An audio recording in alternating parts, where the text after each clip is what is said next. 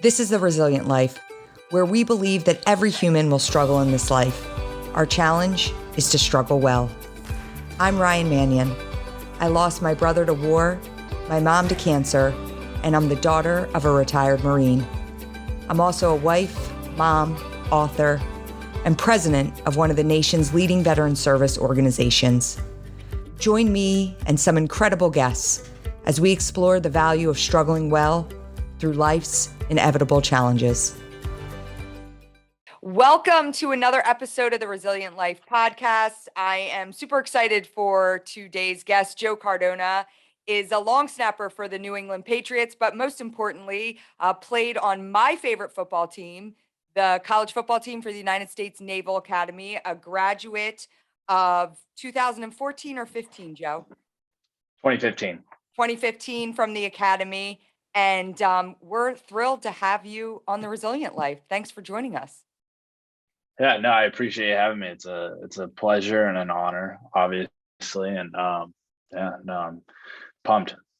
So let's give a little background for the audience. You were born and raised in the San Diego area, which obviously has a strong Navy presence.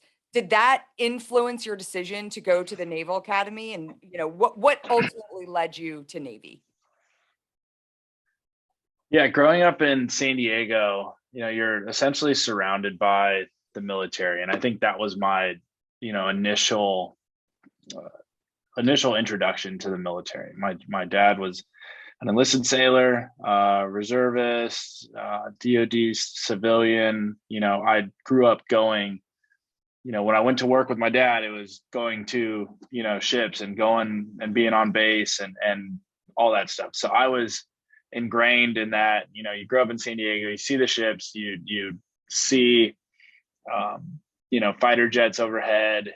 It's impossible to ignore, and ultimately that led me to once the opportunity came to go to the Naval Academy, it was a no-brainer. So when did you start playing football? Yeah, I started playing football really young, probably younger than I'd recommend people start playing football now, but it was all I wanted to do. There's a picture of me when I was like 2 years old, and I was wearing my older brother's football pads. So I was hooked. I really enjoyed, that aspect of things. And I really wanted to be a part of the sport, at a really young age. And, I grew up, I don't think I've had a football season, or I've had a fall without a football season, in 25 years. So yeah, I have a 7-year-old son who we have not put into football yet by recommendation, actually also from the Navy head coach, Coach Ken, I had on the podcast. And I kind of asked him, I'm like, we haven't put him in football yet. He's like, that's good. You don't need to put him in yet. And so I think we're going to start him in flag next year. But, my brother played football, and it was the same thing probably as you. He had pads on at like 5 years old. Back in the day, that's how we did it, right? Yeah, no, there's no question. I mean, I'm sure there were some benefits that came about from me playing at such a young age, but ultimately, I think not even the risk outweighs the reward. Like if you're a young player, if you're a young football player, if you play a lot of sports and you can and spend a lot of time doing a lot of different things athletically, that's the best thing for you. So, I'd say, that middle school age is probably the sweet spot to get a little exposure before school, but that's up to each individual parent, I suppose. Yeah. So tell us about your time at the Academy, most specifically playing football there. My favorite day of the year is Army Navy. There is just, and I will bring people purposefully to Army Navy games that have never experienced it, because I'm like, if you experience any football game, like it has to be this one. And your time at Navy, you guys won all 4 years, which is that's a big deal. And you were part of the streak. So tell us a little bit about that time and Well, let's start here. Tell us a little bit about plebe year, because if you don't know much about the Naval Academy, um, your freshman year, plebe year, as they call it, is kind of a wake up call. It's you get hit very quickly with the realities of what you've gotten yourself into. So much so, I tell the story that Travis's plebe year at Navy, he actually left.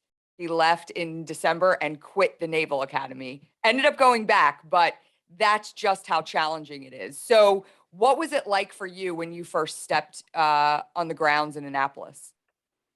Yeah, no, I think really my journey there started because I went to the prep school. So I went to the Naval Academy Prep School, NAPS, up in Newport, Rhode Island, and I got absolutely punched in the face there. I was a San Diego kid that like went out to Newport. I was expecting big D1 college football that I saw and was recruited to play at the Naval Academy. And then next thing I'm in a tiny little 300 person basically miniature school, taking 4 classes in the driving wind and the freezing weather up here in Newport, and really getting challenged in a lot of ways outside of just the typical college football player experience. One, it was the humbling experience of being playing against like college JV teams initially. And then also I had a Marine Corps gunnery sergeant who was he was a former drill instructor, guy was as intense as anybody, Gunnery Sergeant Ford.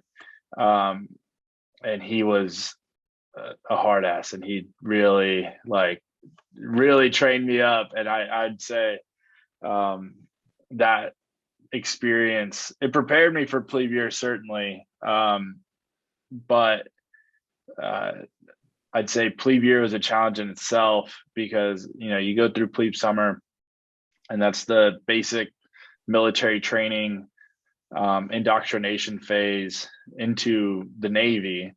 So you're doing kind of boot camp style workouts, boot camp style activities for 6 weeks, and then you go to football training camp at the end of it.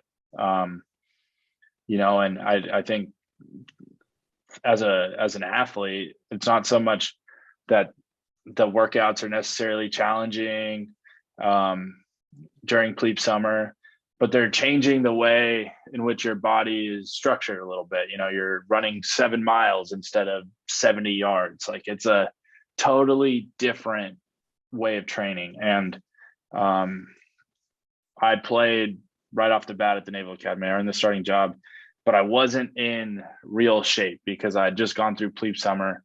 I mean, I probably was in the best shape of my life, but I wasn't in football shape. Right. I was like 205 pounds playing, on the line of this punt team. Like, I was way too small to be out there. I remember my first year of college football, I was like, how am I going to make it through 4 years of this? And then couple that with taking chemistry and, calculus, and not like the intro courses. These are the advanced courses. And I was definitely, the term drinking from a fire hose. I was drinking from a fire hose. I was really swimming in it my freshman year there at the academy. So that was it's a wake up call. It's a humbling experience. Absolutely. You think you're somebody, you think you're, somebody special coming from your small town, or, you're wherever you're from. And you go to the Naval Academy, and everybody has that moment where you feel like you're not good enough. You feel like you weren't ready, but ultimately that's what the Naval Academy is meant to do. It's meant to challenge you. It's meant to make you fail so that you have to be confronted and you have to force yourself to push through it. Absolutely. So, talk about the first time you played Army, because for all Naval Academy athletes, um, there's the season and then there's Army Navy. I don't know, arguably, which is more important. I've seen coaches get fired and have winning seasons for 5 years, but they can't beat Army, so they're out of there. So it's a big deal. And it is without being, you know, without sounding contrived. You see the memes that, everybody on the field is going to go and serve the country, is willing to die and protect and serve. And so there's this whole idea that there's these kids, because they are your kids, you're out there and you're playing a game, but at the end of the day, you guys are going to be standing side by side serving together. So there's something really special about that. But tell us about what that felt like the first time you walked out to play Army. Like you said, you started your freshman year, so you weren't sitting on the sidelines. I'm thinking, was your first year, most of the games are in Philadelphia. Do you remember your freshman year? Were you playing in Philly? So my freshman year, we were actually in DC. So we were Okay. at FedEx. But you roll up to a professional football stadium. That year we didn't have the greatest record. I think we were 5-6 we were 4-7 going into the game. We lost a lot of close games.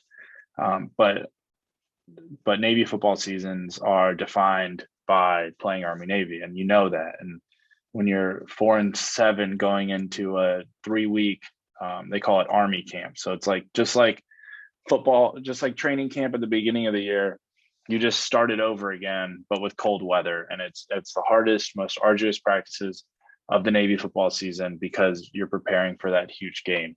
And I've played in a lot of big games since, and we could get into some of those aspects, but I'd say that the hardest thing about playing Army, and really it goes both ways, is both teams are so evenly matched. They're getting the same caliber of student, the same caliber of athlete. They have all these students, maybe besides me, we're getting recruited by both schools. But that being said, you're so well matched. You basically run the same offense, you run the same defenses, you run the same schemes. It's just one-on-one, a fight every single play. And that's what we knew you were going into, but you didn't know exactly how the atmosphere would be, exactly how that your initial reaction to the game would be. I remember being so nervous for that game that on the bus ride there, I thought to myself, okay, I only have to do 3 more years of playing football and being this stressed out about long snapping. I thought it was ridiculous. I look back on it after 7 years in the NFL. I'm like, I had so much more football to play. But at that point in time, I was so nervous on that bus ride over because I grew up watching Army Navy. Like being the son of an enlisted sailor, like my dad would turn on Army Navy, and it'd be, like you said, the biggest game of the year, because of all those reasons, of all those ceremonial reasons, and every one of those adages rings true. It's an intimidating atmosphere for sure. Yeah. Well, I can't imagine that on that bus as you were pulling up, you ever were thinking that, you're thinking, oh my gosh, this is the biggest thing, but not realizing what your career was going to lead to. Like you said, you've played in some other pretty big games. So let's talk about, you do 4 years at Navy. And for those that don't know, when you go to a service academy, you are required to serve your country for 5 years. At the Naval Academy, you can choose to go into the Navy or the Marine Corps. But that's a requirement. I mean, that's frankly your pay. You're paying to go to school by serving your country. And there are a very, very small group of individuals that have the opportunity to play professional sports out of service academies. I think some of the most famous from the Naval Academy are David Robinson in basketball. Is that right? And then Yeah. Roger Staubach with football. And Joe Cardona gets that same opportunity. So how does that happen? Because I'd love to know what that process looks like because you've got like service selections, everybody's talking about, and it's 2015 when you're graduating. We're in the middle of war, so it's even more elevated in the need for men and women to put on the uniform. How does the process start where it looks like you're going to have this opportunity to go professional?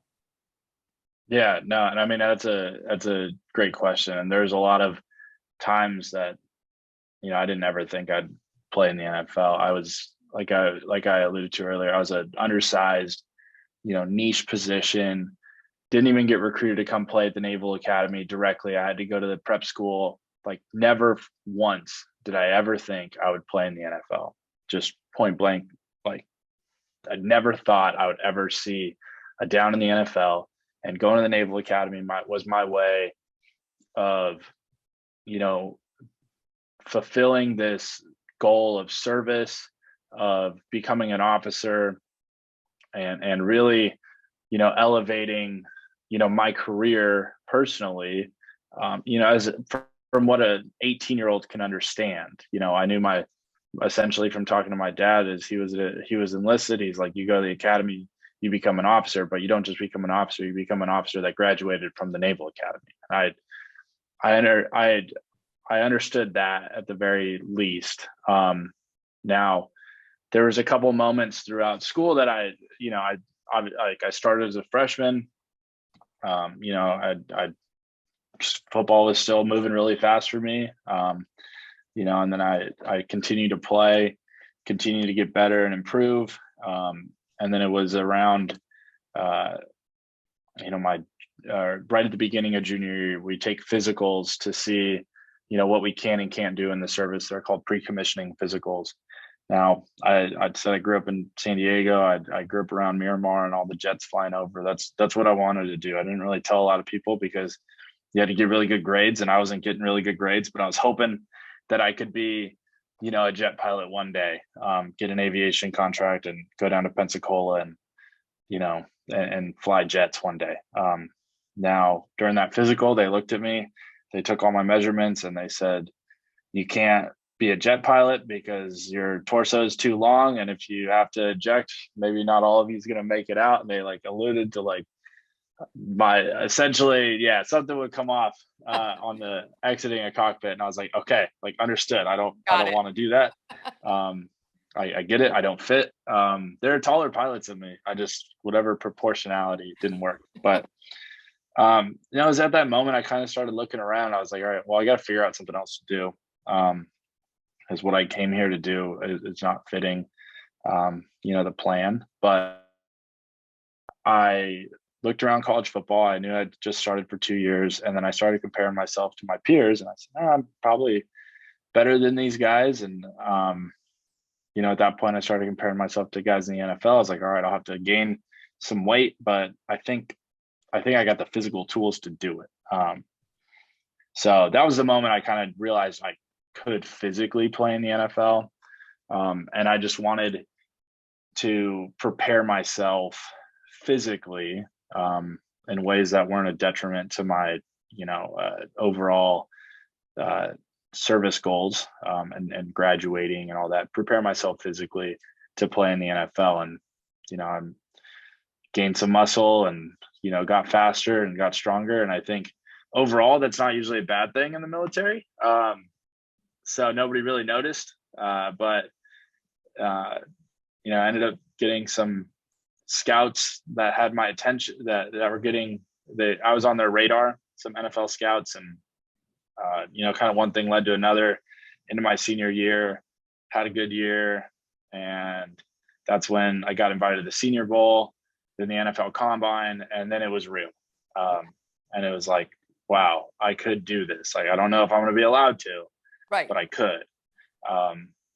And it was that was a very stressful process because one, like I said, I didn't really expect to ever play in the NFL.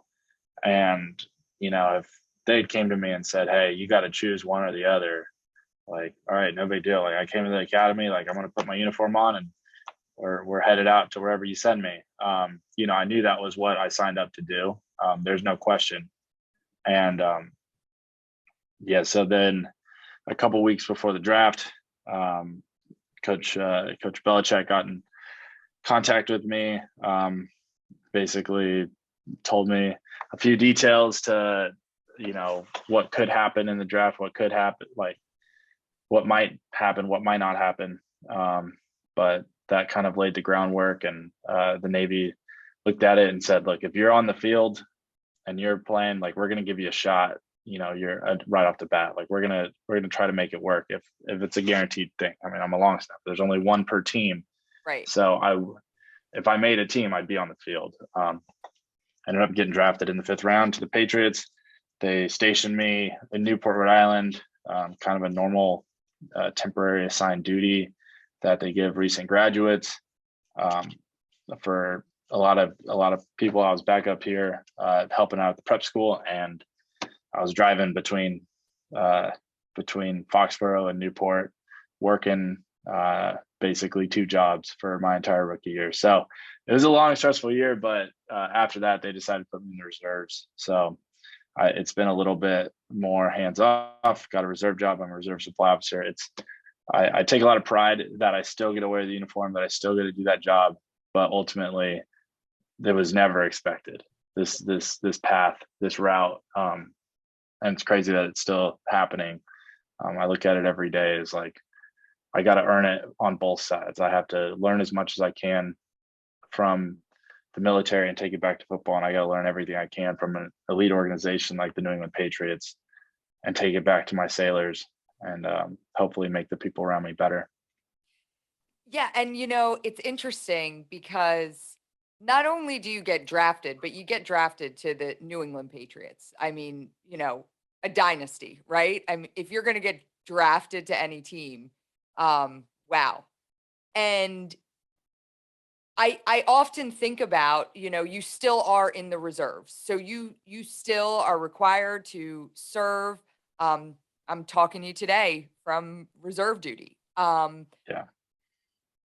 But you also entered into the NFL at a really interesting time where I don't want to say there was friction, but there was definitely a divide between the military, the NFL. Half of the public, frankly, was feeling some sort of way about, there was the flag kneeling, which a lot of people in the military took personally, right? And here you are representing both of those things. Did you feel any of that pressure? And how were you received? And also important to know that Bill Belichick has a deep connection with the Naval Academy. So clearly he understood recruiting you and putting you on the team, drafting you, what a big deal it was. But did you feel any of that when you entered in, when you showed up at the NFL? What was that like, and how were you received as, a kid who was playing for the NFL, but also serving our country in uniform? Yeah. There's no doubt, like, my tenure with the Patriots has been an interesting time, and an interesting time of transition.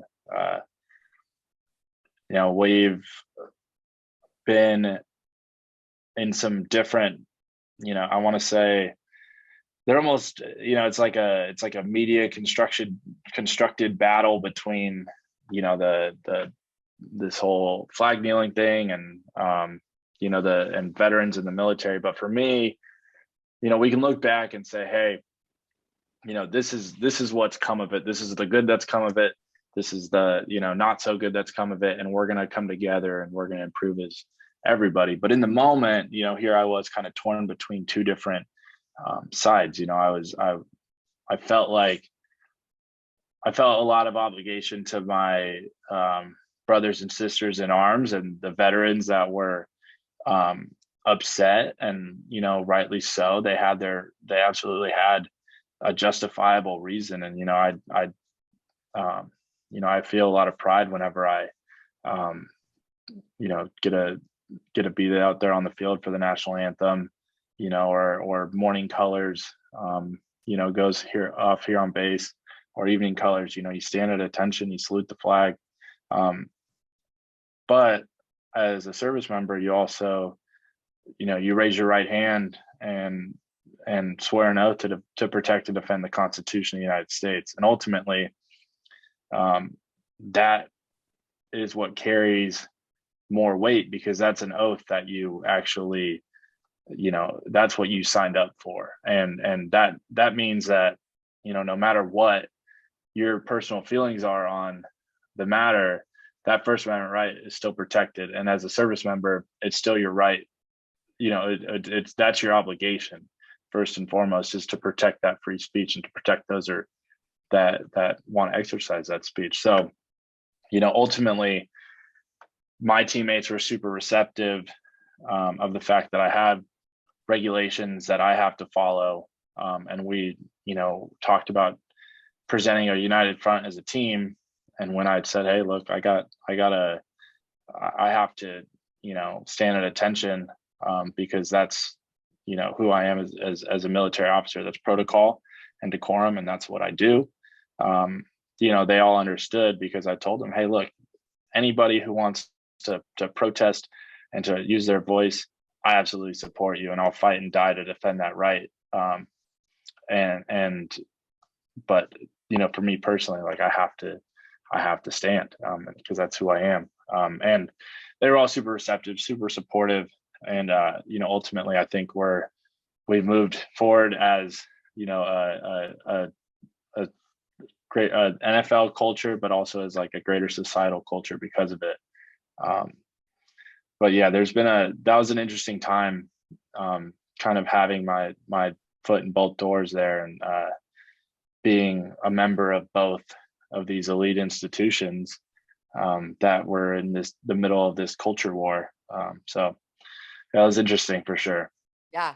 Oh, I love the way that you frame that too. Just, that it was you taking that oath. And I respect that. I really like the way that you frame that. Um, so, with the NFL, um, you have responsibilities too, and you ultimately, if you play in the NFL, you have a platform. And one of the things I love about you is that you've used that platform to elevate um, the military community as a whole.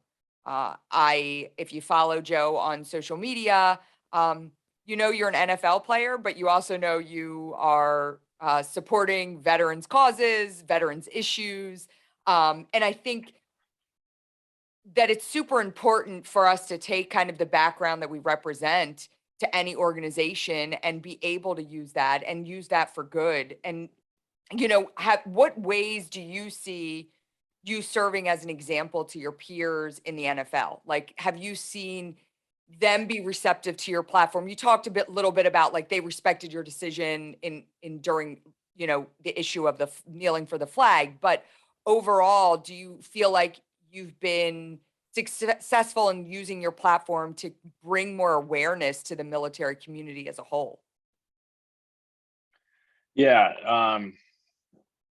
There's all the outward stuff that the military or that the NFL does for the military. It's November, salute to service month, all that stuff. Like, they have the flags on the field and the service members running out. Like, everybody's seen it, but it's really the work that's done by the players, that I want to highlight and I want to recognize, because, for me, I've been a part of those photo opportunities. I've been a part of those, certain events that you just, as a player, it's like, okay, I get, like, my image means more to a lot of people.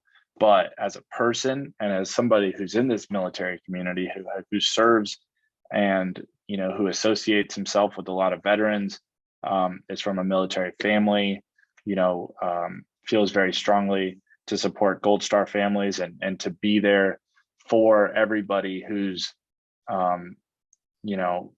gone overseas and has come back and are struggling with something. That's something that's very personal to me.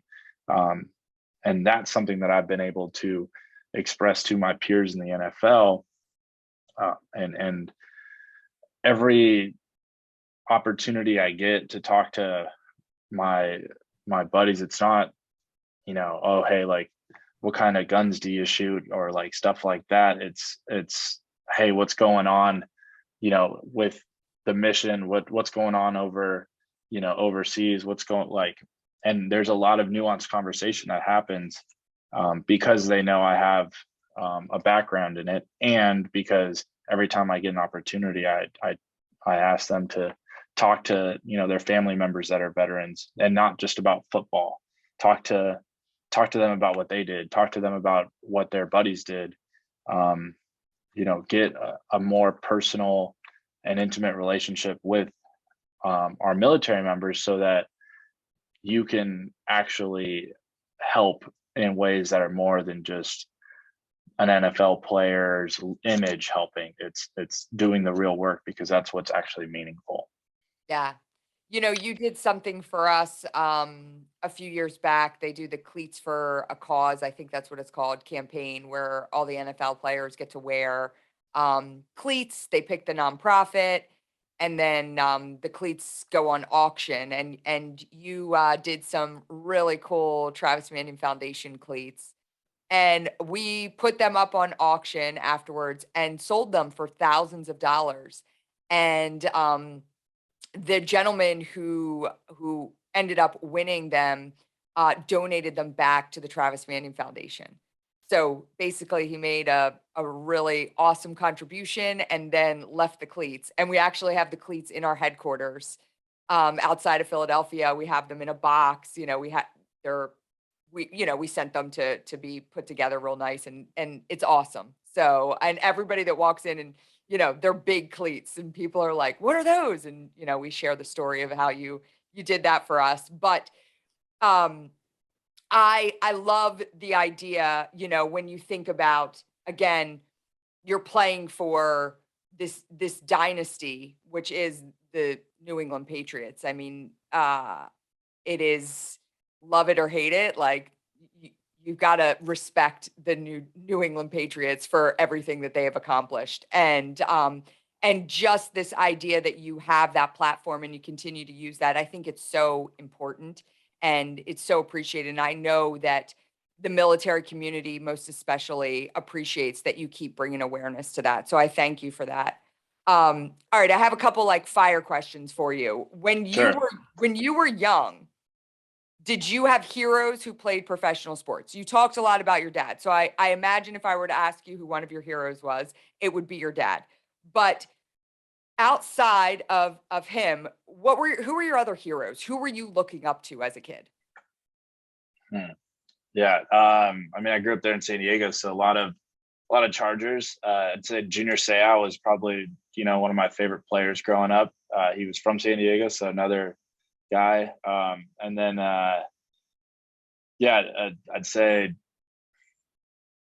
besides that, weirdly, like David Binn, the old long snapper for the Chargers. Like I was a long snapping nerd from the beginning. So, as far as sports heroes go, yeah, right there.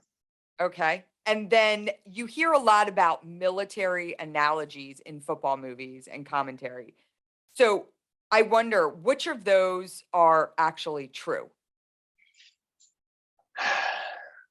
Um, Yeah, it's always a good question, because there's so many cliches, like, oh, Yeah. you can go to battle with your, these are your brothers, this and that. Like, it's all a little exaggerated for sure.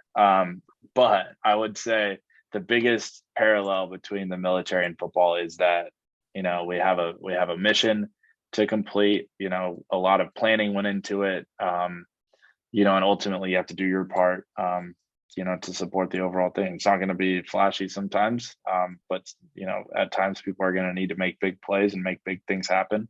Yeah. But yeah, you need every piece to come into place. So yeah, it's always a tough one. Sorry to give the long-winded rapid No, fire no, no. response there. No, that's okay. And when I say rapid fire, you don't have to answer too succinctly. Feel free to expand. Um, on the flip side, so I talked to you about this idea of like, what did the NFL think and your teammates think of you walking on the field, and they're like, okay, this guy's actually like serving in the military. More importantly, because you're still serving, what do your fellow service members think of you playing in the NFL? Yeah, it's always interesting because like obviously I come in the uniform just like them. Most of the time, they're most people don't recognize anybody's long snapper, even here in New England where the fans are absolutely wild about football and know every one of us. Seldom do I get recognized, especially in uniform. But I'll say some of the coolest moments for me, and this is like the coolest moments of either career, have been when I have kids, like children of my fellow service members, when they come up to me and I get to tell them I work with, and their parents are explaining that I played football in the NFL for the Patriots, and I get to be like, yeah, I do, but I also work with your mom and dad. So like I'm just like them, and they look at their mom and dad like I didn't think you're cool, mom, but like here Yeah. you are. You work with the New England Patriot. How cool is that? So that's always been a special moment and a special thing for me when I bring together those two worlds. So I always kind of tease the guests that are coming out and um, put out a little story that you were going to be the next guest on the episode. And can you think of what the number one question that I got asked that people wanted me to ask you? Uh, what's it like having the whole world stare at your butt on TV? I don't know. Like I mean, I've been over on different, yeah, but no, good question. I don't know. That actually was not it, but what it was what is it like playing with Tom Brady and Yeah, winning a that's fair. Super Bowl with how many Super Bowls have you been in since you've been in the NFL? So played in three and won two. And lost one to wait, what was that team you lost to again? Easy there. This is a friendly interview, all right? I agreed to come on of my own free will. You're I'm not paying me, all right? I'm literally staring behind me on the wall is the cover of the Philadelphia Inquirer from the day after the game. And it just Nick Foles holding up the Super Bowl trophy and it says at last. And I've got it framed in my podcast studio. But I digress. What is it playing like on the field with Tom Brady? Yeah, no, Tom was a great teammate and an awesome person. He had West Point ties, unfortunately. So his grandfather went to West Point. So um, Army Navy was still a minor rivalry between us. But the guy was as humble and as down to earth as nobody would ever expect because he's Tom Brady. Like, what does he need to be humble at all? But he was just an amazing person, would always take an interest in any of his teammates' causes. And, but being on the field with him and coming in to work with him was definitely intimidating because one, he's the greatest to ever do it, but also you knew you had to step up your game to keep up with him because he was that much more prepared and always ready to go. And he wouldn't mind, reminding you if you weren't carrying your weight.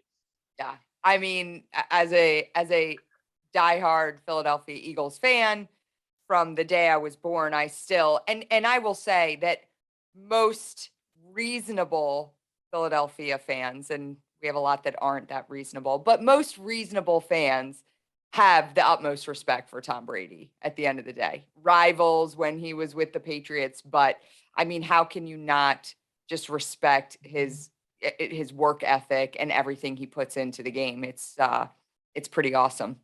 Um, so he just announced his retirement, and I was looking and I saw that the average career in the NFL is like 3.3 years. So what comes next for you? Have you thought about what you want to do? I mean, you're young, I mean, and maybe long snappers have a little bit of a longer shelf life in the NFL, but at the end of the day, you're going to be able to turn and shape into a different career. Have you thought about what that looks like for you? Yeah, definitely. I mean, as uh, I think as a Naval Academy graduate, and having two careers kind of this entire time, I've always known that, I have a life outside of football, and I have passions outside of football. But ultimately, right now, I am enjoying playing football. So I have a few more, hopefully, a few more years left in me. But till that point, I'm going to keep, I'm going to stay in the reserves. I'm going to keep doing my part, and keep helping out as much as I can on the in the military community. And then, um, as I see more and more of my Naval Academy classmates get out and start their jobs, it's definitely giving me that realization that, hey, like, life may be catching up with me soon. So I don't know. I've been exploring some options. I've always done some figured out where the path might lead me. I was an econ major at the academy, so who knows? It might be something in finance. But trying to carry on this fantasy job I have right now for a little bit longer. Yeah, definitely. Well, it's interesting too. You said you've been working two careers since you've graduated from college, and you hear a lot about NFL players that they go straight from college to the NFL, and that's all that they are. It's what shapes them, and a lot of them have trouble transitioning when they leave the NFL. And I've actually heard a lot of it equated to like military transition to professional sports transitions, that they actually go through the same set of challenges. And you aren't necessarily faced with that when at the end of the day you have a fallback career as serving in the military. And I'm sure you could probably be a tremendous resource to some of these guys that are transitioning out of the NFL, and you think about all of these programs that are in place for our military transition programs. I don't know that anything exists like that for professional sports players.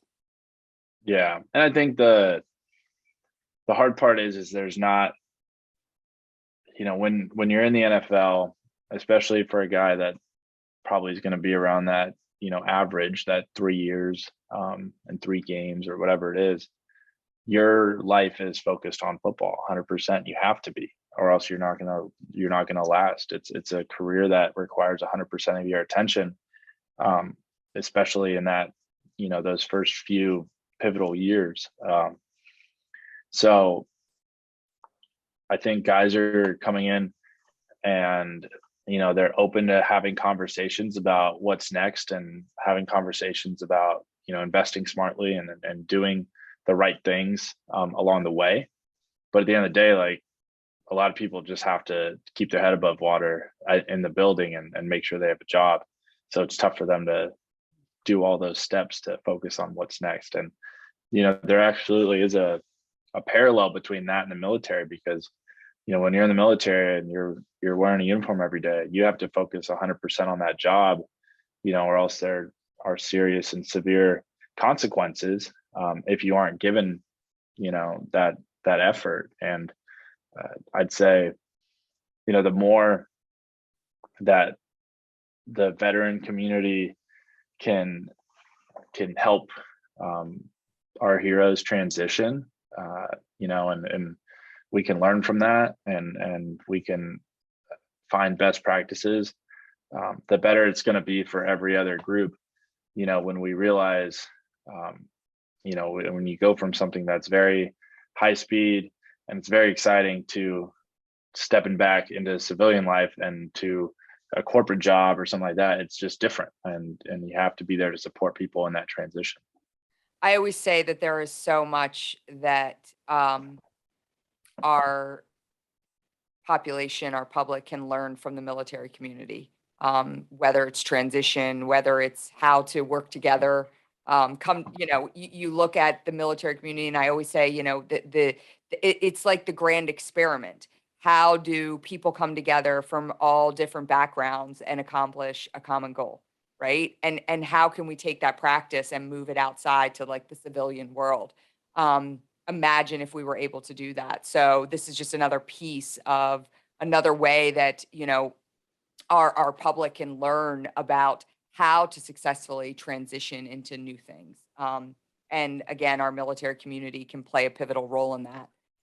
Joe, our podcast is called The Resilient Life.